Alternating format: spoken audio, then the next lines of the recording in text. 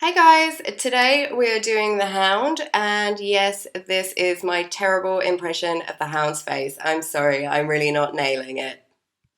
For the burns, I'm using Homemade Gelatin, and I'm adding a couple of drops of a foundation that's slightly darker than my skin tone because the Hound's burns are slightly darker than his skin, and you really only need a couple of drops. So I'm heating the gelatin up until it's liquidy, adding a couple of drops, and giving it a really good mix. Then I'm testing it on my wrist just to make sure I've got a nice colour. The burns go into the Hound's hair, so I'm separating out the portion of hair I want the burns to cover with a comb and just pinning all the rest of it out the way. The section that's left that's going to get covered in gelatin, I'm covering in a ton of hair gel, like 10-year-old boy first discovering hair gel amounts of hair gel. It's ridiculous how much hair gel is going on my hair right now. Some people prefer to use something to cover the hair, like part of a bald cap or some tissue or something, but I like to just put the gelatin straight on my hair. As long as you gel it back enough and you have a really flat surface, it's really not a problem to get it out. But obviously do this at your own risk. If you lose your hair, it's not my fault. Now that my hair is super sticky and disgusting, I'm just brushing it all back as if I was doing a ponytail and pinning it all at the back of my head so it stays put. Add some gel to any little wispy bits that escape the initial round. And I'm also gelling down along the parting on the opposite side just in case any gelatin gets over on that side. To protect my eyebrow from the gelatin, I'm covering it in glue. Again, gelatin shouldn't rip out your eyebrows if you skip this step. You could use Vaseline or something, but you know, it's better to be safe than sorry. When I protect my eyebrows for something like this, where it's going to be completely covered by gelatin or latex or something, I like to stick a piece of paper over it. This is actually a cigarette paper because they're really easy. You can just stick them on and then wet around the edge of your eyebrow and pull off the excess. It also gives you really nice feathered edges which are easy to blend if any of it does end up poking out once you've done the special effects. To make the eye look droopy like the Hound's, I'm taking some medical tape and sticking it from my eyebrow to my cheek. And you want to do it on the side so that the tape doesn't actually cover your eye because your eye still needs to be visible. Because gelatin's translucent, if you have dark hair, it's going to show through the gelatin. So you need to try and cover up the darkness. If you do not have dark hair, you can skip this step, and I will put a timestamp on the video that you can hit now to skip this part. For you dark-haired lovelies, I am starting out with a layer of talcum powder, which will stick to all of that hair gel. Then I'm going in with a green color corrector because I have some red tone in my hair and the green is going to cancel out that red. And then I'm layering on some concealer, and I'm just using a concealer that doesn't really match my skin tone, that I don't really use, so I don't mind kind of wasting it to cover my hair in it. But you could use foundation or face paints or whatever you can find that's just going to lighten up your hair. Finally, on to the gelatin. So I've heated up my gelatin, and make sure you test it on your wrist before you go pouring it all over yourself because you don't want to get burnt. For covering the hair, I'm just using a giant popsicle stick and dripping the gelatin onto it. And you don't really want to be kind of pushing the gelatin into your hair because it's just going to be a pain to get it out later. So it should just kind of sit on top of your hair and drip down. As the gelatin cools down, it gets much thicker.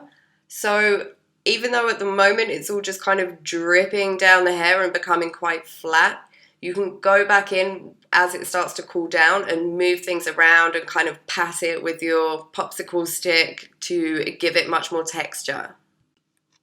When you're putting the gelatin on your face, you need to be really careful not to get this stuff in your eyes. So I lean forward, so I'm kind of facing down when I apply it to my face, which does make it harder to apply because obviously gravity is all just dripping all over my clothes and everywhere instead of down my face. But it's much better to do it like this than risk having it drip into your eyes. I'm making sure that I get a really good layer over the plasters giving me the droopy eye so that you can't see that, and over my eyebrows so that that's as blocked out as it can be. If the gelatin cools down too much while you're working with it and you find it's just too gloopy to apply anymore, then you can heat it up again for a few seconds, but just do it for a few seconds at a time and make sure you test it on your wrist before you apply it to your face to make sure that it's not too hot. The Hound's burns start to blend in with his normal skin around the middle of his forehead. So at that point, I'm using quite warm gelatin, so I freshly reheated it so it's really nice and liquidy, and then kind of spreading it on. Think, Nutella on toast. Get a nice smooth little area that's going to blend into the skin. And the same on the cheek. It doesn't have to be perfect because in general burn scars aren't perfectly smooth where they meet the skin, so don't worry too much if you can't get a perfect blend going on. The Hound's ear is kind of mangled as well, so before I put gelatin on my ear, I'm putting some cotton wool in my ear just so there's no chance that gelatin is going to somehow drip into my ear hole. And then I'm putting gelatin on my ear, and I'm not really putting it over my ear hole, I'm just putting it around the edges so that it looks really kind of scarred and burnt. Once the gelatin has completely cooled down, so it's totally set on your ear, you can remove the cotton wool. And that's really it for the gelatin. Just keep slopping it on, keep tapping it with your popsicle stick so it gets all stringy looking. Put it on at different consistencies, so slightly warmer is going to be more liquidy, cooler is going to be more thick and gloopy and give you those nice big drips. Then let it dry for a few minutes until it is completely set.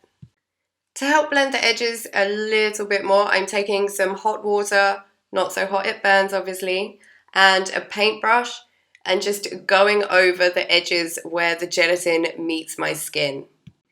This is just going to reheat the gelatin a bit in those areas to help smooth it out.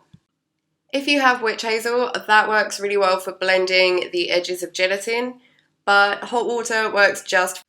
For colouring, I'm starting out with a wedge sponge that I've picked the end of, so it's a really rough texture.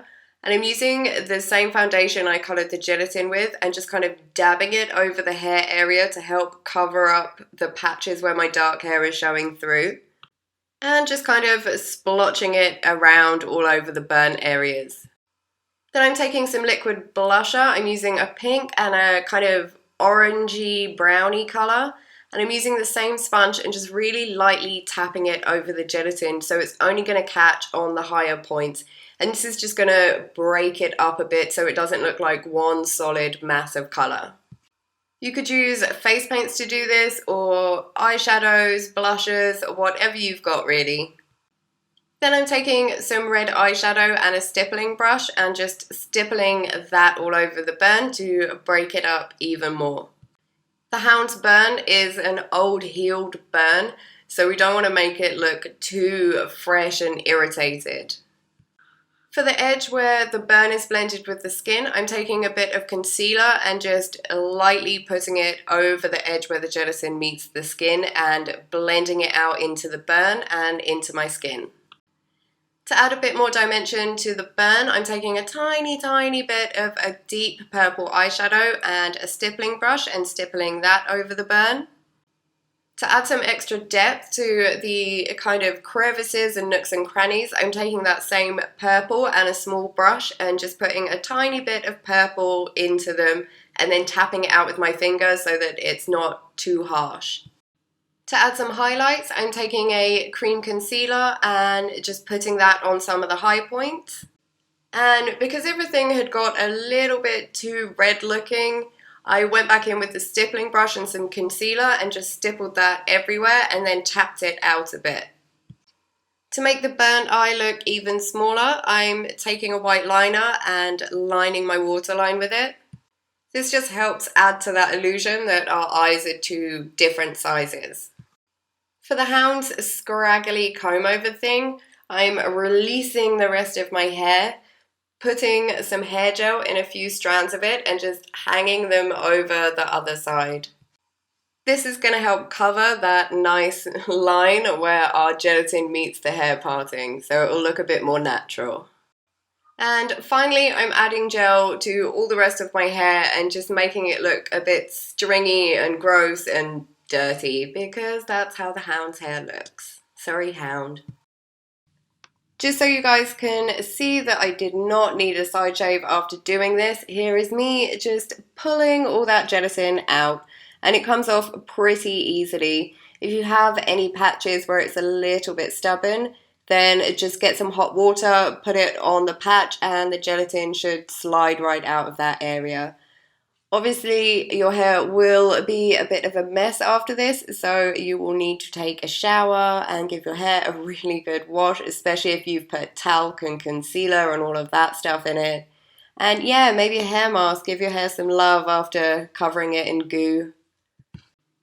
And that's it, guys. I hope you enjoyed this video, and I will see you in the next one. Bye! So bring me a baby chicken. Huh? So bring me a baby chicken. Alright. It'd be adorable.